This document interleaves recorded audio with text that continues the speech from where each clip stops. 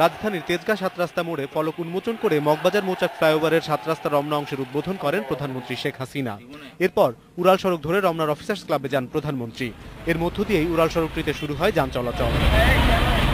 Officers ক্লাবে উদ্বোধনী অনুষ্ঠানে প্রধানমন্ত্রী বলেন, নগর জীবনকে পাল্টে দিতে অনেক কাজ চলছে। শুধু রাজধানী নয়, গোটা দেশের উন্নয়নে কাজ করছে সরকার। সময় মতো এই অংশটা অন্তত শেষ হয়েছে, সেজন্য আমি স্থানীয় সরকার মন্ত্রণালয়কে ধন্যবাদ জানাই এবং আগামী দিনে বাকিটুকু খুব দ্রুত তারা শেষ করবে সেটা আমি আশা করি। দুর্ঘটনা রোধে সচেতন হওয়ার আহ্বান জানিয়ে প্রধানমন্ত্রী বলেন, চালক পথচারী সবাইকে ট্রাফিক আইন মেনে চলতে হবে। বিশ্বব্যাংকের প্রতি ইঙ্গিত করে শেখ হাসিনা জানান দাতাগোষ্ঠী বিআরটিসি বন্ধ করে দেওয়ার পরামর্শ দিলেও তা উপেক্ষা করে গণপরিবহন সংস্থাটিকে লাভজনক করা হয়েছে। 96 সালে সরকার আসার পরে শুনলাম আমাদের বিআরটিসি লোকসানি প্রতিষ্ঠানটা বন্ধ করে দেওয়া হবে এবং এটা নাকি একটা আন্তর্জাতিক সংস্থার পরামর্শ। কার পরামর্শ বুঝতেই পারেন। কাজে এটা শুনে আমার কথা ছিল যে এটা বন্ধ হবে কেন, এটা লোকসান হবে কেন।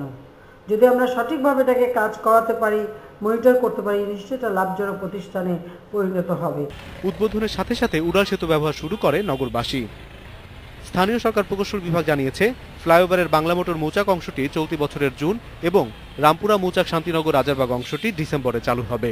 2013 সালের 16 ফেব্রুয়ারি শুরু হয় এই ফ্লাইওভারের নির্মাণ কাজ। অনিমেষ কর, ইন্ডিপেন্ডেন্ট নিউজ, ঢাকা।